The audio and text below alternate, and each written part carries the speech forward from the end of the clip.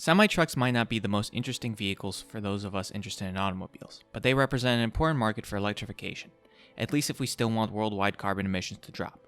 Even if semi-trucks aren't your thing, you have no doubt heard of both the upcoming Tesla Semi and Nikola One, both taking the namesake of Nikola Tesla, but are going through two different implementations. The most notable, one going fully electric, while the other one going the hydrogen fuel cell route. Which will be better? Regardless of which system will excel, the need for alternative-fueled heavy-duty trucks and semis is long overdue from the carbon emission standpoint. While they do not make up the largest proportion of carbon emissions in the transportation sector, according to the EPA, considering how many more light-duty automobiles there are than heavy trucks, they are proportionally outputting a larger amount of emissions than regular cars. Not only that, but the emissions have been increasing at a much larger rate over the past decade than the emissions of light-duty vehicles. Over the past 27 years, light-duty vehicle emissions have grown by 13.6%, while those of medium and heavy-duty trucks, which are classified as Class 3 through 8, have jumped 89.5%. Buses have taken the biggest leap, but that's a different story. Given how much less commercial trucks there are compared to passenger cars, we will see a significant decrease in emissions in a shorter amount of time by transitioning commercial fleets to alternative fuels. The question now becomes, what technology will be predominantly used in the commercial sector? The established Tesla brand is unsurprisingly moving forward with a fully electric Tesla Semi, but the hyped newcomer Nikola Motor brand is providing a hydrogen fuel cell Semi as their contender. While there doesn't necessarily only need to be one or the other technology moving forward, a 50-50 split in the market share will be unlikely, and the majority will prefer one version over the other. The only question is, which one will come out on top? The difference in powertrains is obviously the biggest separation between the two semi-trucks, so we will tackle that last. First, let's see how the Tesla Semi and Nikola One stack up against each other in terms of design. If you think that the Nikola One and Tesla Semi look awfully similar to one another, you and Nikola's founder and CEO, Trevor Milton, share the same sentiment. Back in May 2018, Nikola started a suit against Tesla, alleging that they had infringed on Nikola's design patents, which included a wraparound windshield, the cab shape, and the utility of the side door. Tesla had denied the allegations and even went so far as to ask the patent office to invalidate Nikola's side door patent, which was recently denied. Regardless, the two do look similar, but most semi-trucks today look similar, and there are only so few ways that you can shape a semi-truck and still retain a peak aerodynamic shape. They both look like semi-trucks, albeit both look much more modern than any semi-truck you see on the road today. The Tesla Semi retains a more clean look and retains the brand's lack of front grille, while the Nikola semi-truck includes a large grille that makes it look more like current semi-trucks. While official dimensions of either have yet to be revealed, the Nikola One does look considerably longer, although I have not seen the two side by side, so it's hard to tell from independent pictures. Looking at the interior, we see a further modernization of trucking in both semis. Both the Nikola One and Tesla Semis have foregone the traditional instrument panel and have opted for a fully modern touchscreen to take care of controlling the vehicle. One big difference between the two is the seating position. In the Nikola One, you have the traditional driver and passenger seating positions with a center console. However, in the Tesla Semi, the driver is in a central seating position, similar to that of a McLaren F1, and has two touchscreens flanking the steering wheel. This does not mean that the Semi only has one seat, however. There is another seat diagonally to the right of the driver's seat. Moving on to the sleeping space, Nikola has released concept illustrations of what their sleep cabin would look like, and it looks pretty good, and even comes with a little tablet next to the bunk bed that allows you to control things within the cabin. In the Tesla Semi, it's a different story.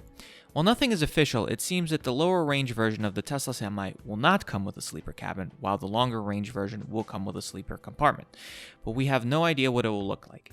Keep in mind that this particular information is almost 2 years old, so who knows at this point. I'm sure that the Semi will come with a sleeper if Tesla intends for it to go on long-haul journeys. It's just a question of whether or not the normal and long-range versions will have different interiors. Overall, I think that both semi-trucks look pretty decent. I doubt that that plays a huge part when the company is picking out their semi-truck of choice, but it can't hurt to be the guys with the cool-looking trucks. Performance. Once again, due to the rigid structure of semi-truck classes and their requirements, there is little variation in the performance between the two, just like there weren't any substantial differences in design. Like with most Class 8 trucks, both the Nikola One and Tesla Semi will be able to tow up to 80,000 pounds. Both the alternative fuel semis will, however, have a drastic advantage when it comes to 0 to 60 mile per hour times.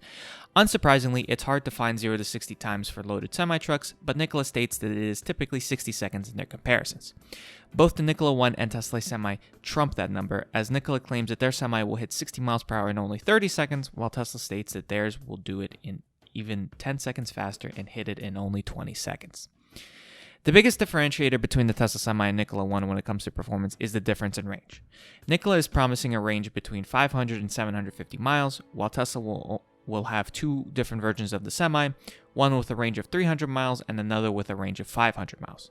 So at the moment, Nikola holds an advantage when looking at range numbers alone.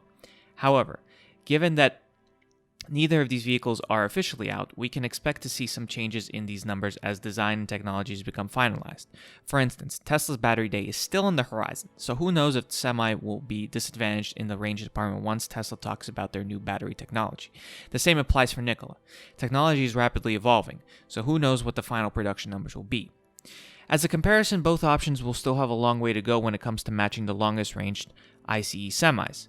With an average mile per gallon of 7 and dual 150-gallon tanks, some semis are able to travel over 2,000 miles. However, truck drivers are regulated in how many hours straight they can drive before taking a break, so it's almost impossible to drive 2,000 miles without a stop regardless. So in the end, a 500 to 1,000 mile range might be more than acceptable goal if fill-ups are quick and easy. Price. Pricing is another area where we are unable to determine a definite winner at this moment, as Nikola has not given the price of their semi-truck. Tesla, on the other hand, has stated that their 300-mile version will cost around $150,000, while their 500-mile version would start at about $180,000. To put this into perspective, I looked at the pricing of a Freightliner Cascada, one of the most popular semis on the road today, and found that they are priced between $130,000 to about $160,000. So Tesla is within an acceptable price range. While Nikola has not divulged a price, they are offering a rather comprehensive leasing plan that allows owners to trade in their old Nikola semis for a new one every 700,000 miles or 84 months. Not only that, but the lease also includes service and maintenance and hydrogen fuel. Depending on lease pricing, that's a pretty good deal and a good way to make transition away from ICE semis as easy as possible. Now, hydrogen fuel cell versus electric trucks. Now, the biggest differentiator between the two, and probably the most relevant driving force in the decision-making process of which one of these two to get, is the powertrain. The Tesla Semi uses a fully electric system like all their other cars, while the Nikola One uses a hydrogen fuel cell system similar to something like the Toyota Mirai. Looking strictly at the makeup of passenger vehicles today, battery electric vehicles clearly outnumber hydrogen cars which are made only by a handful of automakers. Nikola, however, feels like there is enough merit in the hydrogen system to warrant using it over battery electric semis. Making the case for electric powertrains over fuel cells, electric powertrains hold two major advantages over fuel cell technology right now. The first is they are simply more energy efficient. To put it simply, while the process of using hydrogen as fuel source is still more energy efficient than gasoline, it is still less efficient than a fully electric system by far. Here are two popular infographics floating around to try to illustrate the point as simply as possible. While lowering the emissions vehicles are putting out is paramount to the future health of the world, lowering the total amount of energy required to power vehicles is also a very important objective, especially when the overall efficiency is about 3 times worse for hydrogen vehicles. However, let's say the customers of these trucks don't care too much about the energy difference, especially since hydrogen at the very least looks to be more energy efficient than gasoline and limits carbon emissions.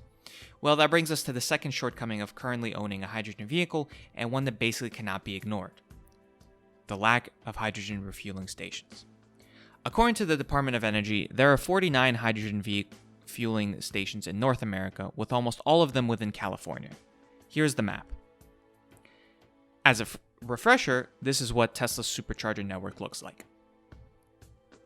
Granted, the Semi will have to rely on its own purpose-built mega chargers, which will deliver much more power than a supercharger, but it will be much easier for Tesla to place these chargers in already established charging locations than it is for completely new hydrogen stations to pop up. Now, to give Nikola credit, they are addressing the second issue. The company plans to build up 700 hydrogen/electric stations throughout the country by the year 2028. Here is the map of the proposed locations. It's pretty good coverage with basically all the major highways covered. Currently, hydrogen stations are in a catch-22 position. There are no stations because there are basically no cars, and there's no use in investing in hydrogen cars when there are no hydrogen stations. Nikola will have to parallel what Tesla did with their supercharger network if they want hydrogen to succeed. So there must be some sort of benefit going with hydrogen. Nikola hopefully wouldn't be purposely making it harder on themselves by going with an inferior product. At this point in time, the biggest positive that the hydrogen has over fully electric is the range. Nikola claims that the Nikola One will have a range of 500 to 750 miles, while the Tesla Semi will either be 300 miles or 500 miles depending on which you get. This is no doubt a huge plus towards Nikola, as basically the first question anyone ever asks when talking about a non-ICE vehicle is, how far does it go? Secondly, the refueling time will be, according to Nikola, only 10 to 15 minutes. We don't know how long the charging on the Tesla Semi will be, but given that even the Model 3 can't get a full charge within 15 minutes, I imagine that the Semi, with its considerably larger battery, will not be able to match that refueling speed. It's debatable how important this advantage is to long-haul journeys, as truckers have to take breaks anyway, but for shorter distances, this is definitely a benefit for Nikola. Lastly, hydrogen is abundant. It is by far more abundant than the current materials we use to create batteries. Recently, we have regularly seen battery shortages that have caused production of cars such as the Audi e-tron and Jaguar I-Pace to pause while supply could catch up. Maybe this doesn't matter so much for owners of the Semi, but it is possible that the battery shortage could push back orders for owners that didn't get their Semis yet and frustrate those customers. With all this said, one will probably ask, but how long will these advantages hold? Battery technology has rapidly been improving. Charging times, energy capacities, and materials needed could all change within 5 to 10 years and overcome all the current shortcomings we currently have. There are no guarantees, however. But if the past 10 years have been any indicator, and seeing how much R&D is being funneled into battery technology with more companies starting to make electric cars, it's hard to not think that we will see significant improvements in the next decade. Nikola, seeing this, hasn't put all its eggs in one basket, however. While they are definitely pushing for hydrogen, they will have electric versions of the Nikola 2 and Nikola Tre, albeit with shorter ranges compared to their hydrogen counterparts. In fact, not only does Nikola plan for 2 additional semis, but they are planning a hydrogen/electric truck called the Badger, along with NZT and Reckless off-road vehicles, and even a Wave jet ski. One could make the argument that it would make sense to nail one product before spreading yourself out to 7. The company certainly has high ambitions and will have a tall order in taking on Tesla, who is much more established, as Nikola does not even have a factory to call their own. A leaked email from Elon Musk stated that it was time for the Tesla Semi to hit volume production, so if the Tesla Semi can come out significantly earlier than the Nikola One, then it would certainly make the decision easier for those companies who want to distance themselves from fossil fuels as quickly as possible. So what do you guys think of the upcoming battle? Which Semi do you think will be more popular? Is there perhaps a different alternative fueled semi-truck that you feel is even better than these two and isn't getting the recognition that it deserves? Let us know down in the comments below. Hope you have a wonderful day.